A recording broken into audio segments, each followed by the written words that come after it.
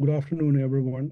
We have a excellent webinar and multidisciplinary discussions on medulloblastoma. It's a area of complexity as well as it's common, and as well as one of the areas that has been advancing very fast in the recent years.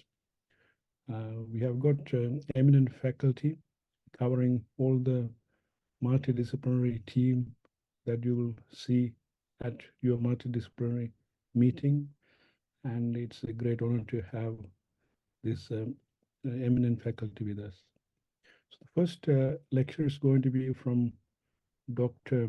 Suresh Mukherji, who's a neuroradiologist. Dr. Mukherji is one of the doyens of neuroradiology. He's at University of Louisville, as well as Michigan State, as well as Rochester and University of Illinois, and also he's with ProScan.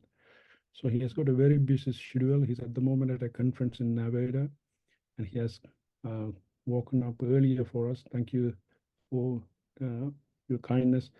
And we are going to listen from him about the radiology of medulloblastoma, differential diagnoses, because the first thing that neurosurgeons usually see is a scan, and that sets off the bells for the neurosurgeons, oncologists, everyone else. And then when we come to the MDT meetings, after the surgery and follow-up, is the neuroradiologists who play a central role in how things proceed. So thank you very much, Dr. Mukherji.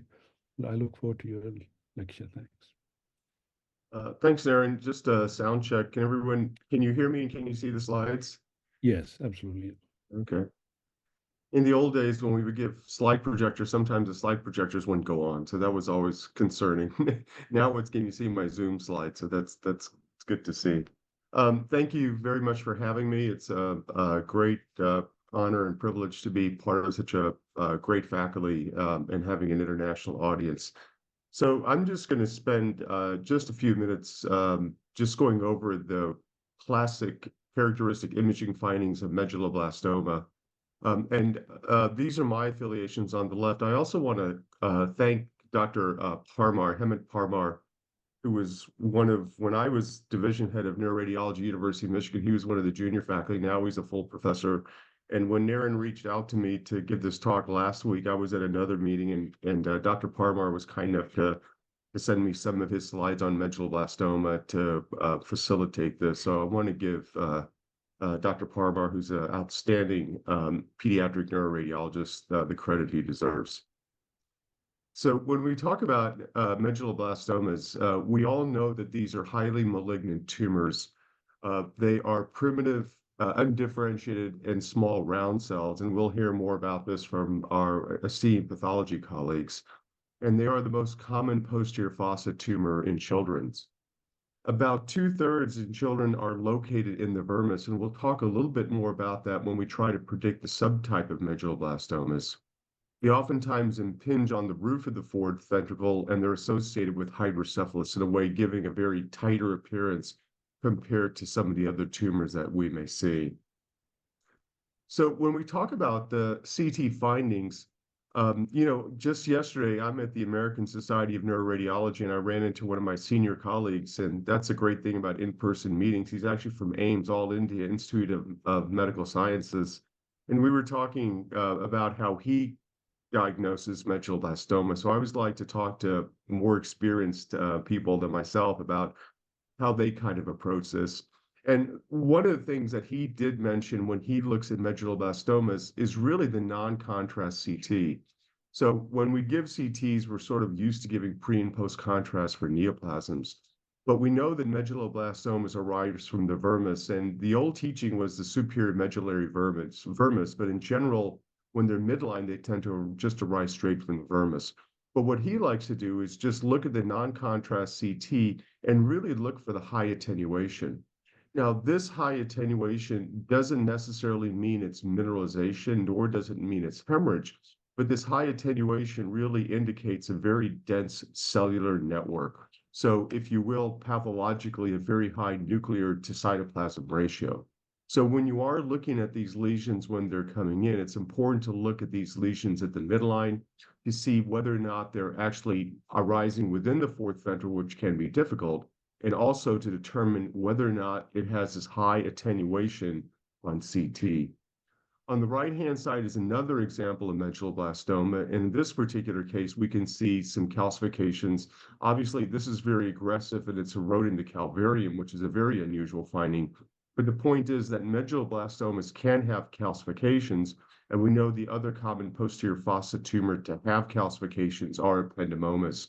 But in this case, just to make the point that medulloblastomas can occasionally have calcifications. So when we look at the MR findings, the radiological findings for medulloblastomas are quite variable. So this is an example of a medulloblastoma that's arising midline from the vermis, and this actually has both a solid and a cystic component. So I remember back when I trained, I hate to say this, back in the last century, we would always think the medulloblastomas were midline and they were all solid. But as we've gained more experience, we now know that medulloblastomas can either be solid, they can be cystic, or they can be solid and have no enhancement whatsoever, and actually have a little bit of high signal on flare and low signal on T1. And we'll go over those findings a little bit later. Now, when we look at medulloblastomas, as I mentioned before, the standard imaging findings in medulloblastomas, when MR first came out, we thought were characteristic. I did my residency at the Brigham and Women's Hospital from 88 to 92, and I remember the first time we gave gadolinium, we were all standing around the magnet, and my attending said, "Wow, look at the gadolinium." I couldn't see it. I had no idea because I was a first-year resident. But the point is that when we first started to give gadolinium and we saw medulloblastomas, we thought that they were specific characteristic findings, but that's not necessarily the case. As we've advanced in imaging, there are some newer techniques that we can use to help come up with the diagnosis of medulloblastomas. And one of these things is to look for diffusion, and specifically to look for the apparent diffusion coefficient. So this is an example of the typical appearance of a medulloblastoma, diffusely homogeneously enhancing. This is midline. It is difficult to determine whether this is either impinging on the fourth ventricle or whether it's actually arising in the vermis itself. So again, just by looking at this, it can be hard to differentiate ependymoma from medulloblastoma. But one thing that can help us is that if you look at the ADC maps, the ADC maps are low signal. Now, typically, as neuroradiologists, when we see low signal in patients in the brain, we oftentimes think of strokes. But when we are thinking of tumors, the tumors that have low ADC tend to be more highly malignant. And again, that's due to that dense cellularity, the higher nucleus to cytoplasm ratio. So the ADC values can help you identify and distinguish medulloblastomas. The second thing that is helpful is that enhancement pattern. We'll talk about the enhancement pattern later. This is another example of a classic medulloblastoma arising from the midline. This both has an enhancing component and a non-enhancing component. Whether or not this is cystic or not is debatable, and in this case, we'll just call it non-enhancing. But one thing that I've noticed, if you will, in my experience, is that if I have an adult comes in and if I see something like this and I see this leptomeningeal enhancement, especially involving the superior portion of the cerebellum and the fovea, one of the things I always think about are adult medulloblastomas. So I've found this an unusual enhancement pattern helpful when this occurs in adults to make the diagnosis of an adult medulloblastoma. One of the other things that can be helpful if we have indeterminate lesions is performing MR spectroscopy.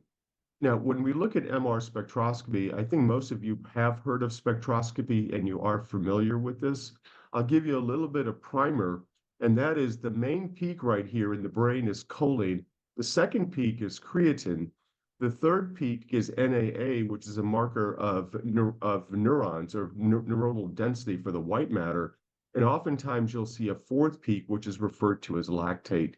In general, higher grade and the more malignant tumors have higher choline to creatinine ratios. Now, someone in the literature will talk about choline to NAA. I've actually found choline to creatinine much more accurate because the creatine levels tend to be more, more reliable.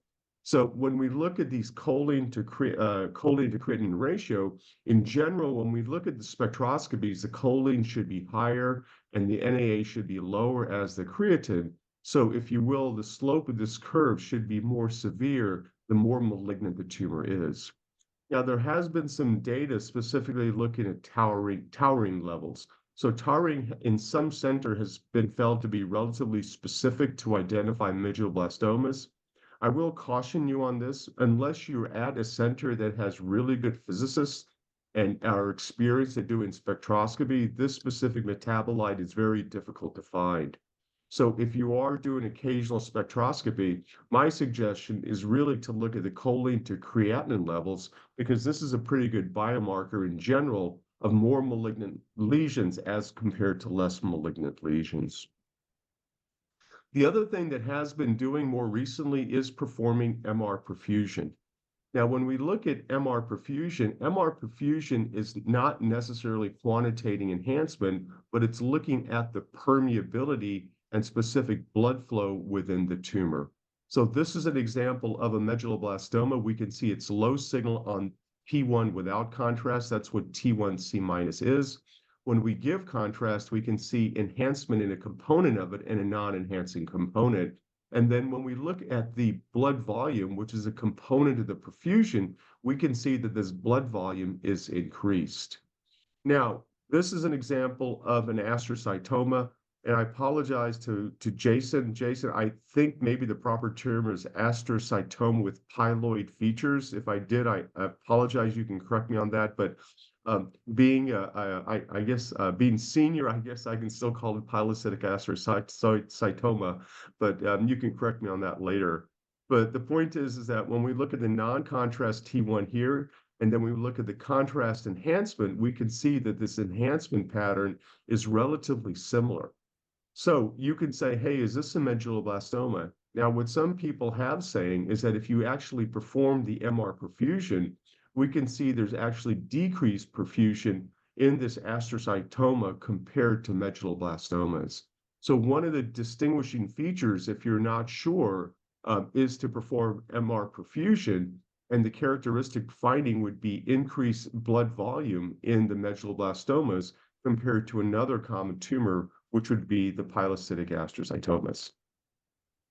Now, if we take it one step further, and now we start looking at the molecular subtypes of medulloblastomas, this is taken from the WHO 2021 classifications. And we know there are 3 to 4 types of medulloblastomas. One is the WNT-activated medulloblastoma. Another one is the sonic hedgehog-activated medulloblastomas. And the WHO has a non-WNT and or non-sonic hedgehog. Now, there is, some people will say there's the group 3 and the group 4, so we can even subdivide this, but in the 2001, this is how it's listed. So is there any way that we could potentially differentiate this? Well, if you look at the actual characteristics, the medulloblastoma and the WNT has various positions in the posterior fossa, with the majority being at midline. The sonic hedgehog activated medulloblastomas can be midline, but they also have a propensity to involve the lateral cerebellar hemispheres. And then the medulloblastomas, the non-WNT and sonic hedgehog, tend to be midline and within the vermis. So if we take this, I want to emphasize that imaging, when you try to look at this and characterize the specifically molecular makeup, is not as accurate as we would like it to be, but sometimes we can suggest what that could be. So if we have a medulloblastoma and if we have this lesion which is located at the cerebellopontine angle, this has been associated with the wingless integrated, the WNT type. If we have a medulloblastoma and it's located within the cerebellar hemisphere, this has been more likely associated with the sonic hedgehog variant. And if we have something that's straight midline, then this is non-winglet and non-sonic hedgehog. Now, some people will say that if we see a lesion such as this and we see the enhancement in its midline, this is more suggestive of a group 3. If we see this similar finding and there's no enhancement, then this is more suggestive of group 4, especially if we see any evidence of blood products on the susceptibility weighted images or maybe even the standard images either. So in general, in radiology, we can maybe suggest potential the molecular subtype, but I would caution you on putting too much weight on this. So lastly, what I'll do is just go over some of the mimics of medulloblastoma. This is an example of pilocytic astrocytoma. These tend to be purely cystic and have this eccentric enhancing component to it. This is the characteristic finding. This is an example of DIPG. Now, when you look at the brainstem tumors, and especially in this lecture of medulloblastomas, you could say, well, there's not a lot of enhancement. But I would always remind you to always look at the relationship of this mass with relationship to the fourth ventricle. And notice how this mass is actually anterior to the fourth ventricle arising from the pons, and you can see how the lumen of the fourth ventricle is being displaced posteriorly. So that type of spatial localization certainly helps differentiate DIPG from medulloblastoma.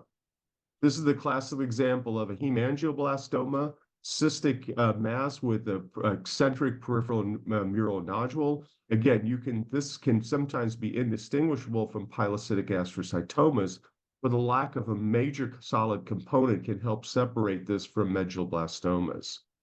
This is an example of a large mass right here arising from the vermis, completely involving the cerebellar hemispheres. But when you see this type of involvement extending through the incisura, and in this case involving the dorsal aspect of the third ventricle and the dorsal midbrain, then this is more consistent with ATRT. Here's an example of an enhancing mass that's completely localized to the fourth ventricle. Now, medulloblastomas, we know, can extend into the fourth ventricle, but what's unusual about this or characteristic is this continued extension, this soft-like appearance through foramen Lischka. And when you see this type of cerebriform pattern with the fourth ventricle extending through Lischka, then we can make the diagnosis and suggest the diagnosis of ependymoma. And finally, this can sometimes be a fooler. Here's an example of a large mass that's involving the posterior fossa, if you will. It's displacing things posteriorly, but in actuality, this is from the prepontine cistern, and this is just an example is a chordoma. And when you look at this, you can see no involvement here at all involving the dorsal midbrain or the fourth ventricle. So in summary, when we look at the medulloblastomas and we look at the characteristic imaging, and I'll use the term biomarkers, what we look for on CT is the high attenuation on the non-contrast CT, which typically represents dead cellularity. When you look at the spatial localization, make sure that you are looking specifically in the midline, especially in the vermis, and the characteristic areas is actually going to be arising outside of the fourth ventricle. Look for the enhancement pattern, and specifically in adults, you can look for this cerebellar folia and this leptomeningeal enhancement in the fourth ventricle. This can lead you to the correct diagnosis in adults of medulloblastomas. Remember MR spectroscopy, the higher grade tumors tend to have increased choline. On diffusion, they tend to be decreased ADC, which again indicates that high cellular density. And finally, medulloblastomas, because of this high permeability and the high blood flow, are associated with increased perfusion and specifically increased cerebral blood volume. So thank you very much for your attention, and happy to take any questions, and I'll turn it back over to Naren. Thank you very much, Dr. Mukherji. That was an excellent talk on medulloblastoma and how to differentiate and what's the current advanced imaging helps. I'm going to go to our faculty to ask questions, particularly because for surgeons, radiology is absolutely important. So shall I start with Mr. Sinha? Mr. Sinha, do you have, when you see a patient with a scan, what's going through your mind, and any questions for Dr. Mukherji on how radiology could help you? Yeah, I mean, as a surgeon, what you're trying to figure out. Am I dealing with an ependymoma or am I dealing with the medulla? Because with ependymoma, you know that you have to go for complete excision or as near complete as possible. We try and get it in one go. And that determines the sort of incision you take. Sometimes you take a hockey stick incision because the tumor tends to go laterally through the foramen oblongata into the CP angle. So those factors come into play. If you're dealing with a medulla and if the radiologist can give it that option, then you know you will be pretty much dealing with something which can be dealt with through a midline approach. You don't need to steer going into the CP angle. And surgery, it's still challenging. It's a lot less challenging compared to dealing with an ependymoma. At the same time, when you're dealing with ATRT, you know that chemotherapy has a bigger role to play, and you don't have to go for a complete excision. So those little factors and having a good radiological diagnosis and a radiological backup makes a massive difference to your approach in the short term. Yeah, I'll stop there. No, thank you, Mr. Sinha.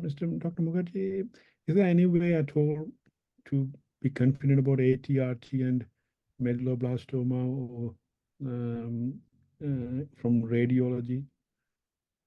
Yeah, that's a great question. I think a lot of it, at least from my quote unquote experience, is really the extent of it. I know oftentimes, we'll be on our case of the days or something when we come to our meetings, and the only way that I can suggest a diagnosis of ATRTs is if I see something that's much more extensive than the classic medulloblastomas. But because ATRTs, again, are densely cellular, so they will have decreased diffusion, decreased ADC, and they'll also have increased perfusion as well. So for me, personally, it's more the extent of it. They'll also have elevated choline as well, too. So for me, it's just the extent of it, unfortunately. And in terms of does the MRI being 3 Tesla or 7 Tesla, does that make any difference in terms of diagnosis or anything that's around the corner that might improve radiological diagnosis for? Right. That's a really good question. It's because this is sort of a global audience. I'm sometimes a little bit reluctant to say specifically on Teslas regarding 1.5 and 3T. So in the optimal situation, most pediatric hospitals are imaging brain tumors at 3 Tesla. But as I've kind of gone through my journey, sometimes the 3 Tesla magnets that I've seen in other parts of the world and some parts in the US too may not have the latest software. So as a result, I don't want to be too dogmatic and say that 3 Tesla imaging is superior to 1.5 Tesla, and 3 Tesla imaging provides better detection of leptomeningeal disease, because a lot of it depends on the coils. A lot of it, in a way, depends on the contrast that you're using, because there are subtle differences in the contrast material that you give. And there's also important that you make sure that the magnet that you have is up to date. Because if you have one of the original 3 Tesla magnets that are oftentimes sold on the secondary market to low resource countries, you may not get the clarity and the quality that you will as opposed to buying the latest 3 Tesla magnet. So in general, overall, 3 Tesla I think is better than 1.5 Tesla. That really should be what the standard of care, but I'm a little bit reluctant to say that all places should have a 3 Tesla, because if you get it, it has to be a good quality magnet. Thank you. There's a question on the chat box from Dr. Ravindra from Malaysia. Is there any consistent pattern of spinal leptomeningeal enhancement seen in medulloblastoma? Unfortunately, not that I know of. I think, and typically if I see diffuse leptomeningeal enhancement, as was mentioned by Dr. Sinha, I'll start thinking about ependymomas more than medullas. But on the other hand, when you do have medulloblastomas, we know that they can have avid inferior enhancement along the cord as well. So I don't think I can be that confident separating those two based on the enhancement pattern.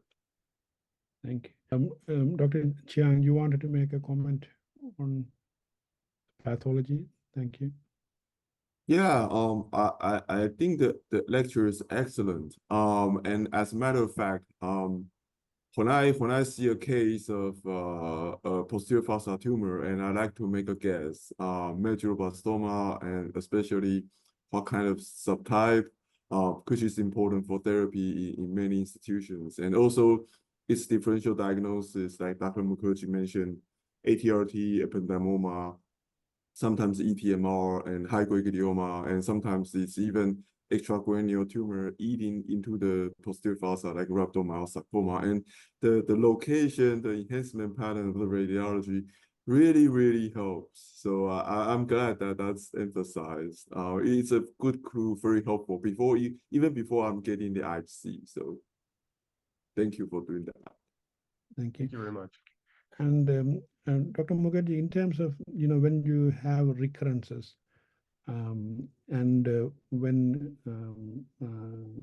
is that pretty straightforward for a radiologist to pick up the recurrences? And when particularly, there's always is it 1.5 centimeters or not, the size of the residue?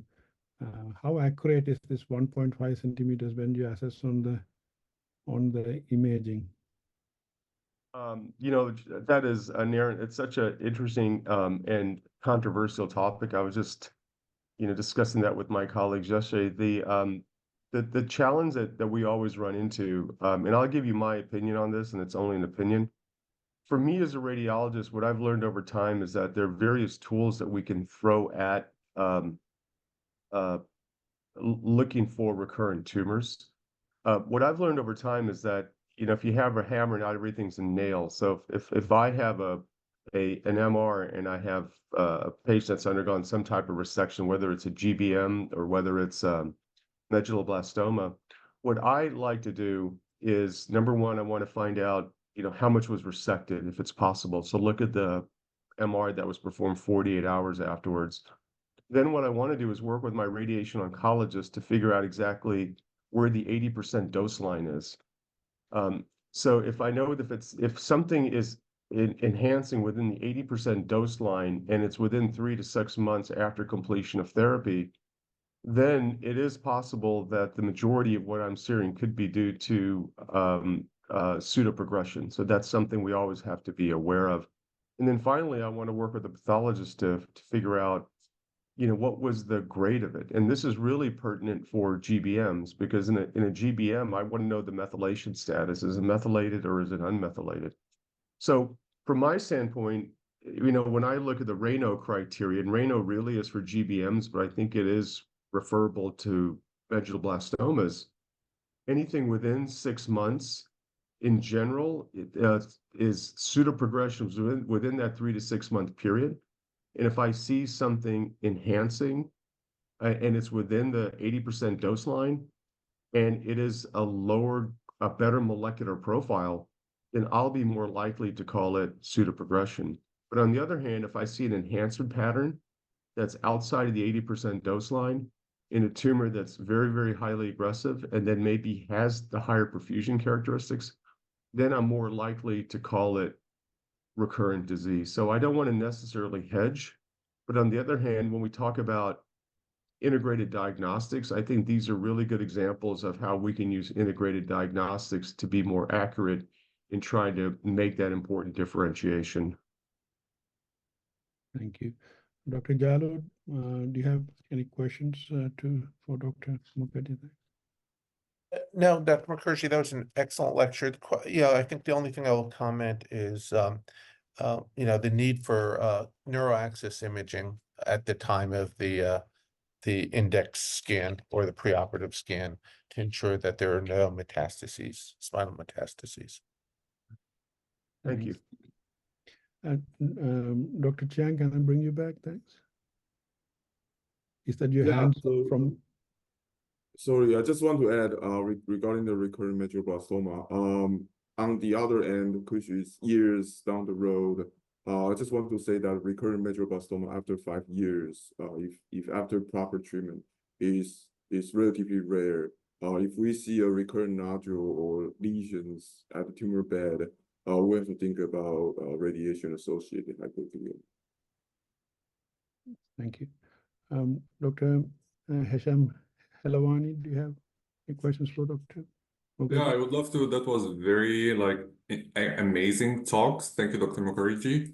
And I have a couple questions actually, because I think sometime at some point you mentioned that there is a differential leptomeningeal enhancement pattern between pediatric and adult or young adult medulloblastoma. Are there any other imaging features which also are different from the adult versus pediatric medullo? That's a great question. There's an old saying, good judgment comes from experience and experience comes from bad judgment. And unfortunately, I have experience. And so the reason why I kind of mentioned that cerebellar enhancement pattern is that I have seen about 4 or 5 cases in adults that actually presented with diffuse cerebellar folia enhancement without actually a focal enhancement in the posterior fossa. And the differential for me that I've learned was I always include adult medullos in those cases, even if I don't see the nodular enhancement. The other things obviously are going to be things like lymphoma or some type of lymphoproliferative disorder, or if the patient has had a primary tumor, I've seen metastases do it. But outside of that, I don't think there's anything that I can really hang my hat on. So.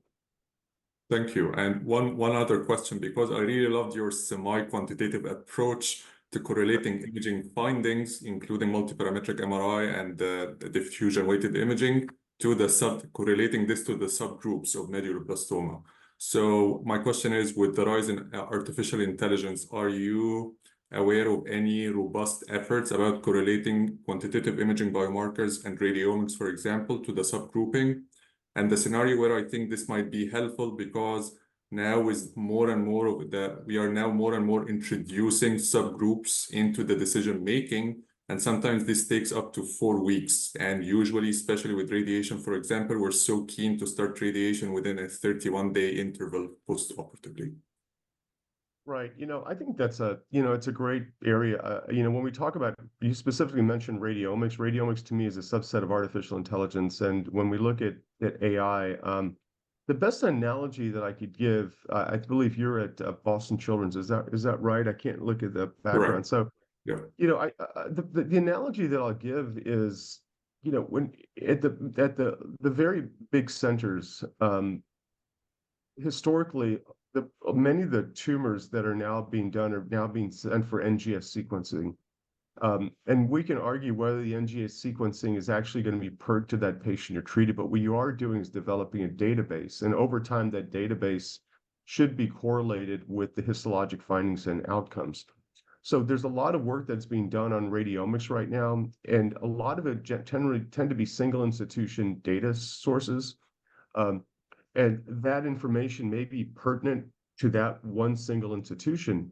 But what I would advocate for is to have the centers combine the imaging findings and then create a database, and then have that database try to extract the radiomics data.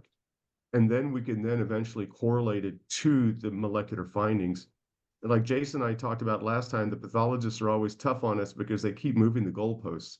So it's possible that WHO classification number 6 is going to be different from 5, so that makes it even more challenging.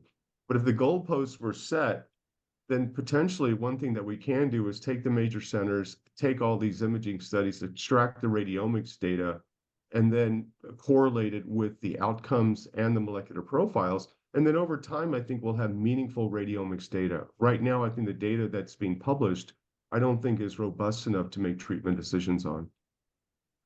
I agree. That's a great recommendation and more goal-oriented. Thank you. And I just wanted to make a comment when you were talking about recurrent medulloblastoma, because that's a multidisciplinary approach at its finest. And actually, it mimics what we do at our institution as well. And as radiation oncologists with CHI, we have always what we call like the radiation completion note. And usually we place some screenshots of the distribution of radiation, the 100%, 80%, 50% isodose lines. But I totally agree, and this has always become always like a discussion that we have almost on a weekly basis during our tumor boards. So thank you for noting that. Well, thank you for your kind words. Thank you. Dr. Finch, do you have any questions from a neuro-oncology perspective? No, I think everything was covered. That was very thorough and a great lecture. Thank you. Dr. Mukherji, I have got two questions for you. In terms of the intraoperative MRIs, how, when I used to be in Liverpool, they were studying whether it gets overcalled in the intraoperative MRI as still there as a residue, and there's a classic case of another hospital where the surgeon had to go 3 times through the night because the radiologist called it still there, and finally it wasn't there. And that's one question in terms of how well diagnosing with intraoperative MRI. The other question is in terms of 48 hours or 72 hours that the post-op scan should be to look at the residue, and does it matter it's 24 hours, 48 hours, or 72 hours? So these are the two questions. One is intraoperative MRI and one is post-op scan to look for residues. Thanks. Yeah, it's great questions. Let me start with the easier one first for me to answer, and that is, again, from my standpoint, because we're dealing with people all over the world, I like to standardize things as much as I can. So the RANO criteria says within 48 hours. So I would recommend to use a single criteria. You can argue, well, 72 is not that much different, but from my standpoint, I think 48 hours should be the immediate postoperative time. Regarding the intraoperative, I was at University of Michigan when we first got our first intraoperative MR, and I share your pain about trying to separate residual tumor from postoperative immediate gadolinium leak into the surgical cavity. So from my standpoint, I think the main thing is to be very consistent about where you think the primary tumor was and make sure you have that information available.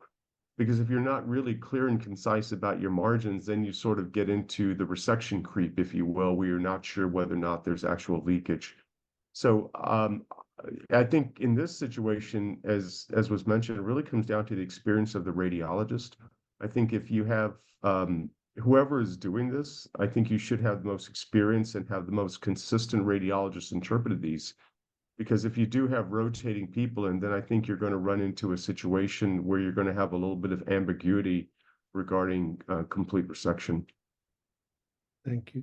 Can I bring Mr. Sinha to answer this question, because Liverpool has had the intraoperative MRI longest in UK, I think it's 2009, Mr. Sinha. Thank you. I think it started in 2008, Narenthiran. Yes, you're quite right. It's been a long time, nearly 16, 17 years. And I couldn't agree more. Having a consistent, good radiologist who is looking at intraoperative images day in, day out is the key. And even that person occasionally gets it wrong, and we have a term for it. We call it shiboma, because Shiv is the one. So sometimes we do find shibomas, which are not tumorous tissue, which we go in and take it out. But having somebody who is consistently looking at the scan makes the best possible difference to your outcome. And when we looked at our own data, in the initial data of intraoperative versus early recurrence, what we found was with intraoperative, we did not increase the extent of resection that much. What we did really make a massive difference was the early recurrence. So some of these little areas which were perhaps could have been picked up if we had an intraoperative MRI scan, when perhaps missed what the surgeon felt was a near complete or a complete excision, was actually something which was still in the hiding in the cerebral hemisphere, which could have been tackled at the time of first surgery. And those were the ones which led to early recurrence within the first few months. So the need for second surgery came down drastically after, not only for medullo, for all types of brain tumors. It came down big time in our series.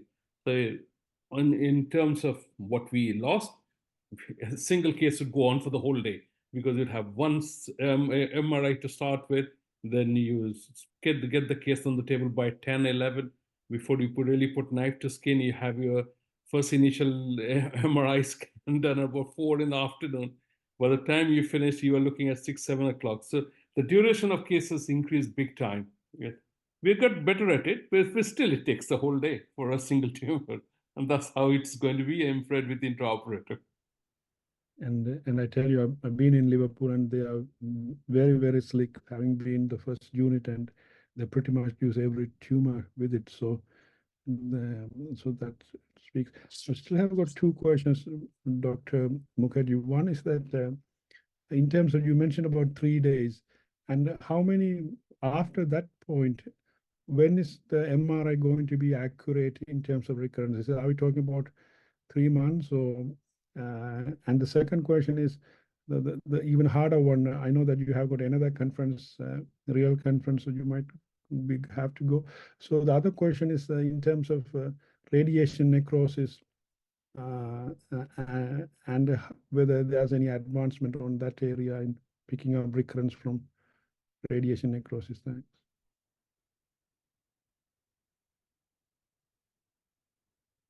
Sorry, you're mute. Yeah, those are 2 really challenging questions. And so, like I mentioned, I trained in the last century. I was born in the last century. And like I said, I was at the Brigham the first time they gave gadolinium. So I can tell you what's being done, and that I can tell you my opinion.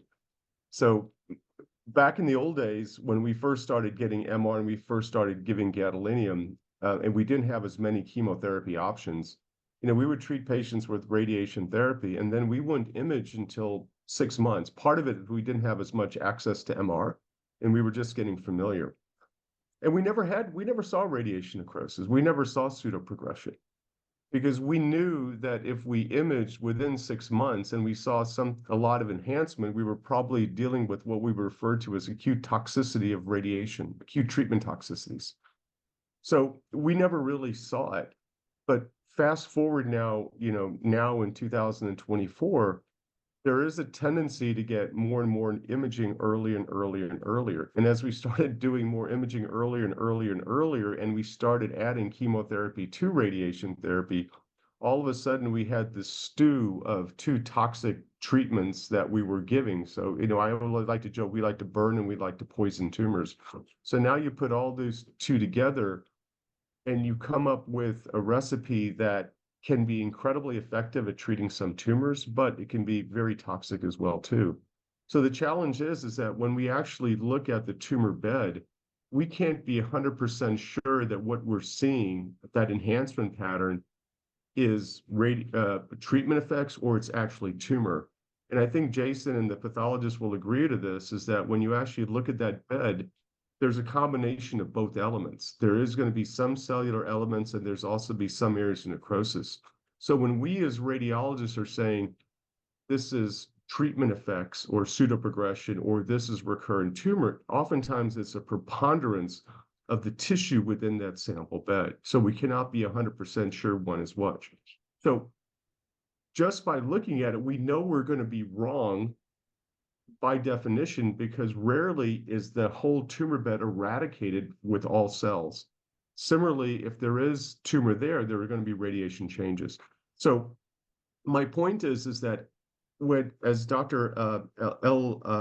As Hesham, sorry, I can't say the last name, indicated, I think a lot of it has to be a multidisciplinary approach, where the best thing to do, I think, is just in your own institution, is standardize your post-treatment imaging.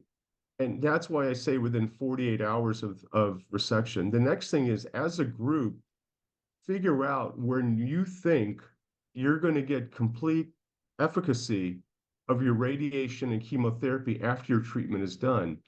And then time your imaging after that and determine, if you do get postoperative imaging and you do find recurrence, are you willing to actually go in there and treat it if the radiologist said they think there's actually going to be recurrence? Because if not, then you're just going to end up waiting till 6 months anyway, based on Raynaud criterion, when we think things have actually cooled, and then go ahead and do your treatment. So I think a lot of it is institutionally based, with the understanding that you need to be act on those imaging findings as opposed to say, well, let's just get another follow-up because I'm not sure. So that was a long answer to, but it's a very important question that you asked.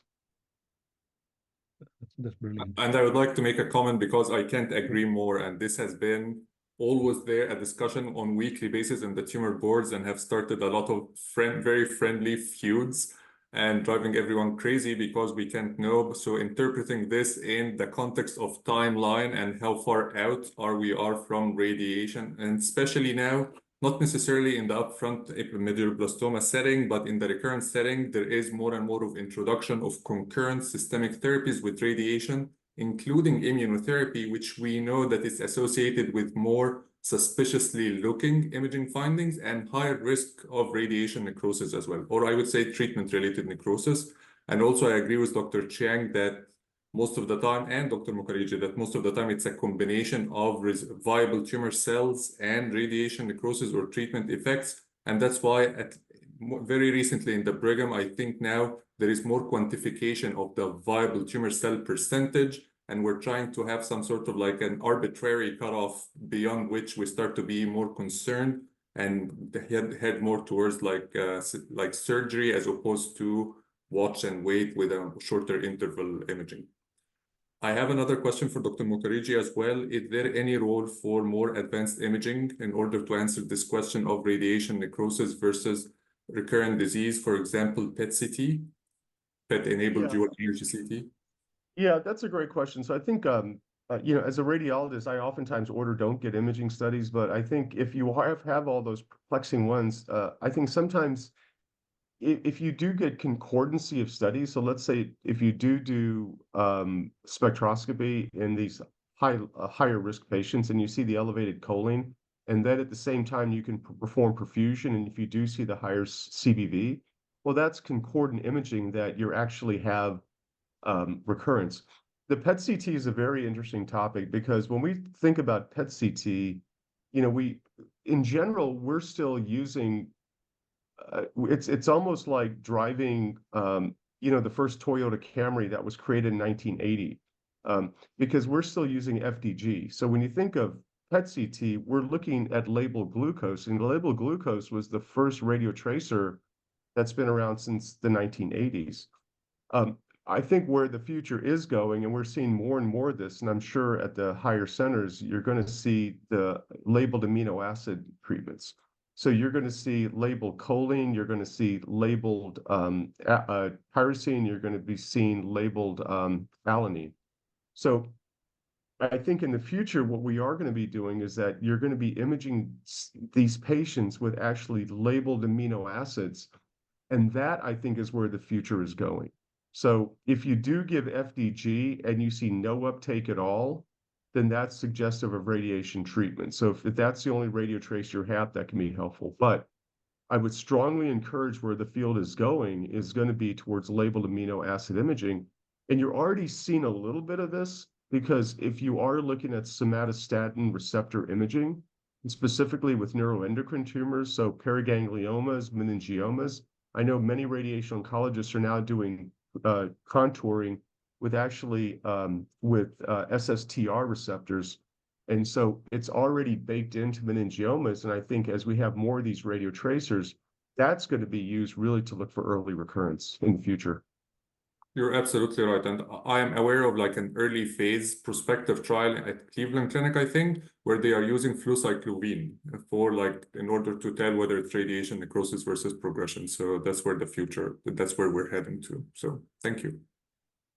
That's brilliant.